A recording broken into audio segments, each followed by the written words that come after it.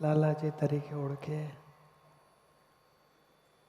બાંસરીવાળા તરીકે ઓળખે, રાધા કૃષ્ણ તરીકે ઓળખે અને છેવટનું કહેશે યોગેશ્વર કૃષ્ણ. એથી આગળ તત્વ સ્વરૂપ પ્રગટ તત્વ એ કૃષ્ણ છે. આ શરીર તો છેવટે નશ્વર નીકળ્યો. પોતે દેહમાં નહોતા, વાણીમાં નહોતા, વિચારમાં નહોતા, કોઈ ક્રિયામાં પોતે નહોતા, કેવળ આત્મરમણ હતા.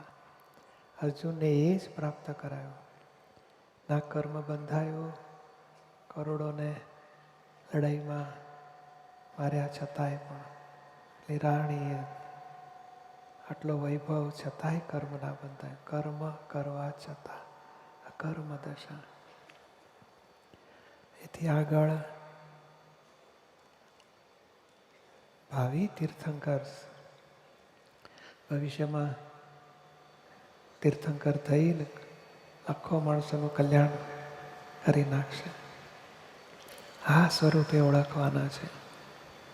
તત્વ સ્વરૂપ પોતે પામ્યા, અર્જુનને પમાડ્યો અને આખા જગતમાં ગીતાનો બોધ જગતને પહોંચાડ્યો. આ આત્મા તરફ જાઓ. પોતાનું સ્વરૂપ આત્મા છે.